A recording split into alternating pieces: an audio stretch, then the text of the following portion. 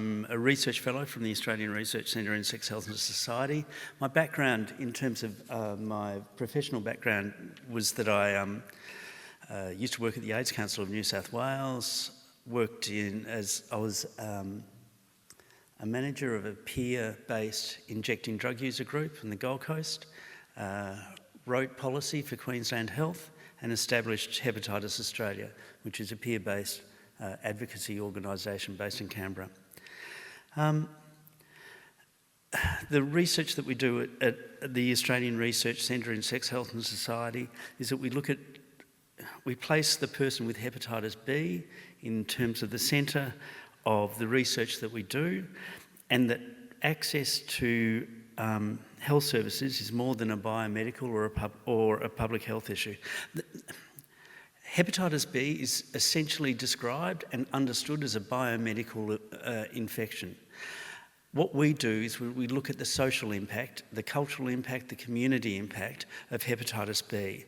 And we see hepatitis B is affecting culture, community, biomedical, a whole range of kind of other issues. This is particularly radical in terms of hepatitis B, where the clinician is central to the response, in terms of policy particularly. I'm an executive member of the Coalition to Eradicate Viral Hepatitis in Asia and Pacific, and congratulations, Margaret, on getting that correct. Acronym from HELL. We established in 2010, primarily by a group of specialist clinicians working in Southeast Asia. I got dragged on board because of my history in terms of policy development and advocacy. And we've got about 150 members, primarily, and 90% of them would be clinical specialists, coming from 27 countries. Our activities include social research on hepatitis policy. We've done a series of, we work very closely with the Asia Pacific Association for the Study of the Liver, and we're usually involved in those conferences every year. And by doing kind of capacity building, by doing symposia, mainly about the political implications of viral hepatitis in the Asia Pacific. Our focus is primarily on kind of building the structures that will enable an effective response to viral hepatitis. So I'm not terribly articulate this afternoon. The context is that, and we've heard it before, that globally there's 1.4 million deaths resulting from viral hepatitis. In the Western Pacific region, 1,500 people die every day as a result of cirrhosis and liver cancer. Within the Western Pacific region, about 40% of the global deaths due to hepatitis occur in the Western Pacific. And I'll actually go on to the next slide. I'll come back to the issue around a comparison between HIV and hepatitis and viral hepatitis. Within China is the country with the largest number of people with viral hepatitis, hepatitis B and hepatitis C. They're also the country with the largest number of liver cancer rates, with over 50% of the global rates of liver cancer. While there's a similar proportion of people dying as a result of hepatitis and HIV globally, within the Western Pacific region, the number of people that die as a result of viral hepatitis is more than the number of people that die as a result of HIV, malaria and tuberculosis combined. It's a particular issue for this region. I do social research. I've done a couple of needs assessments. Needs assessments are where kind of interview people with hepatitis B and where we look at the social impact of living with hepatitis B. I did a needs assessment in China of people with viral hepatitis. This is a Beijing UN hospital. It's an infectious disease hospital. On the left-hand side is the AIDS STD clinic. On the right-hand side is the viral hepatitis clinics, it's a viral hepatitis hospital. There's 4 12-storey buildings that are providing services to people with viral hepatitis. Their morning clinics, something like over 2,000 people get seen every morning. And as noted before, when we're talking about... there's a sophisticated political response to HIV within China. Within China, the vaccination program has been absolutely brilliant at reducing the numbers of people, the number of young people being infected with hepatitis B. But their response to people with chronic hepatitis B has been not all that flash. One of the things the World Health Organization in May last year,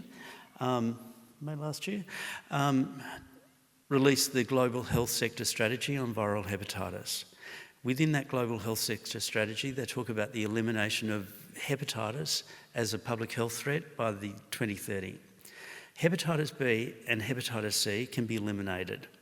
One of the fundamental things is that there is no need for people to be dying as a result of hepatitis B or hepatitis C. Existing treatment can prevent liver cancer, and direct-acting antivirals can cure. But there's fundamental problems in terms of the public health response to viral hepatitis within the Asia-Pacific region, where people are not diagnosed. If they are diagnosed, they're diagnosed badly, and where treatments are not available or accessible. One of the things for me about hepatitis B is the biomedical nature of the response to hepatitis B. The first quote comes from a man that I interviewed from Guangzhou, and within China, we interviewed 41 people with hepatitis B in China. 19 of those people were not diagnosed within a health service, but they were diagnosed as a result of a health check that was done in school or within an employment setting. This meant that they were not provided with any of the kind of fundamental things that a health service would provide, like confidentiality, like referral, like information, that they were really, really poorly diagnosed with hepatitis B. So for this first man, he was not provided with any information. And for me, it's fundamental about how a person receives the information about being diagnosed to how they respond and react to that diagnosis. When I was diagnosed with hepatitis C in 1993, my doctor said, "Sorry, I don't know much about hepatitis C, but we'll go on a journey together," which meant that gave me a lot of power. For a person who is 9 years old, who gets told you're a hepatitis B carrier, the kind of response in their life to having hepatitis B is going to be fundamentally different from a person who is diagnosed within a health setting. The other thing for me about hepatitis B is that we talk about it within a biomedical framework. I'm constantly confused with hepatitis B. You can tell me the four phases of the hepatitis B natural history, and I've heard them maybe 200-300 times, and I still go blank. I don't know what the four phases of the hep B natural history are. I'm an intelligent, sometimes white, middle-class, middle-aged man. I do not understand that language. For a person who is coming from a culturally diverse community, whose language is not primarily, whose first language is not English, that is not going to be a really effective way of provide. People coming from culturally diverse communities are often confused by how it is that hepatitis B is described. It's a complex illness, it's defined by specialist clinicians. It is really difficult to get a handle on. And I think getting a handle on things is incredibly important. And while I was talking about China, where people are diagnosed within schools and workplaces, in Philippines there's a range of issues where people who will get diagnosed when they are tested prior to going overseas to work in overseas countries. So it immediately affects not only their health but also their future. In Australia, we have a national hepatitis B testing policy. Within that policy, clinicians are directed to get consent. There are still, I did a needs assessment in 2008, interviewed 20 people with hepatitis B, not one of them gave consent to being tested. We recently did a study of testing practices of GPs and got perspectives from people with hepatitis B, and again, consent is not being necessarily done as part of the process of hepatitis B. And I quite often do a comparison in terms of what happens with HIV to what happens with hepatitis B and hepatitis C. And within HIV, that there is a human rights framework that is used in terms of diagnosing a person with hepatitis B, that a person is treated like they're a human being. Well, for people, from my perspective, a lot of the time, people with hepatitis B are treated like a liver or a virus.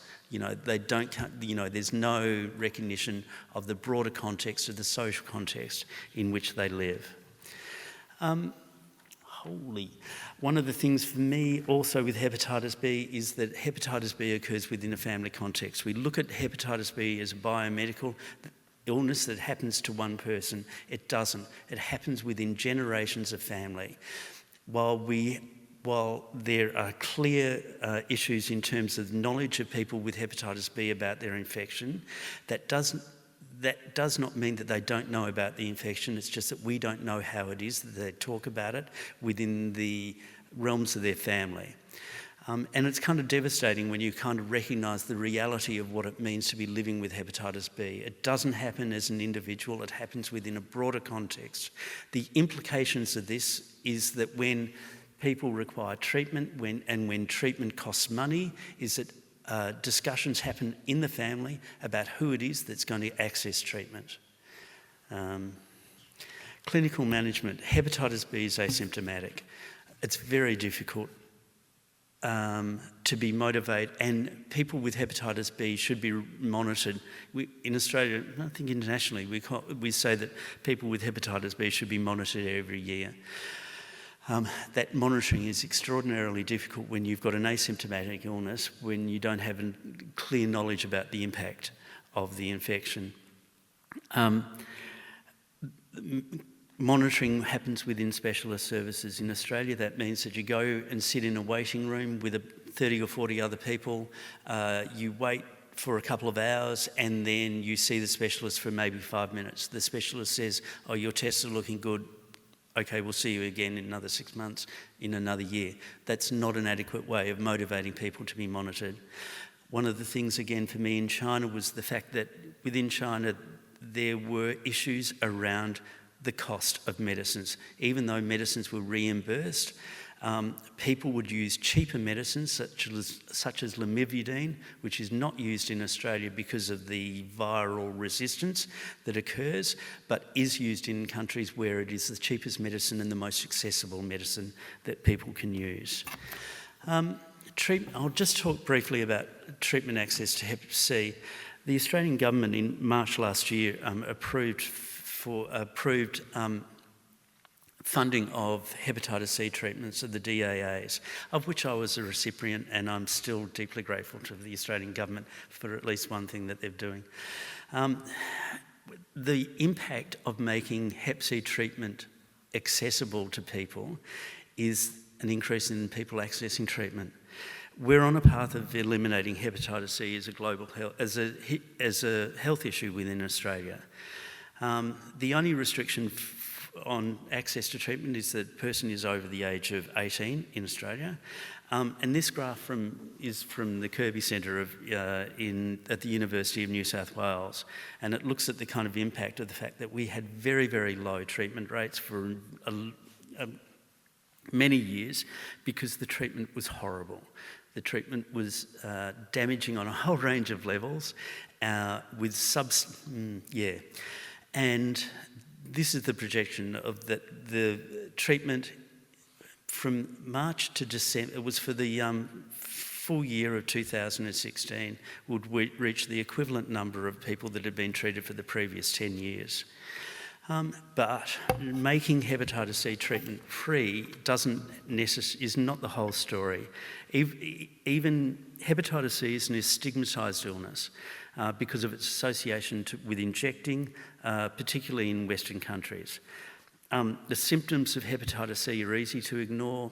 You know, I had them and they've kind of felt like just getting old or getting tired or being stressed or that kind of issues. It's very hard to pinpoint kind of specific hepatitis C symptoms.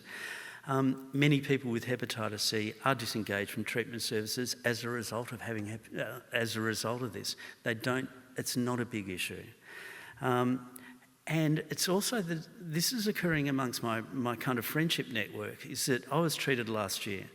I got cured. I still have a number of my friends that are saying, is it really true? They don't believe, because hepatitis C treatments were so horrible for so many years, and there is a level of suspicion that these treatments are actually good enough, or that that these treatments do what it is that they say that they do. Listen, these are the kind of global health sector strategy on viral hepatitis. 5 directions, better data, information for focused action. I won't go through them. These are the issues that they're addressing. One of the kind of key things is the WHO is suggesting that national governments do develop strategies and policies and coordinated responses to viral hepatitis.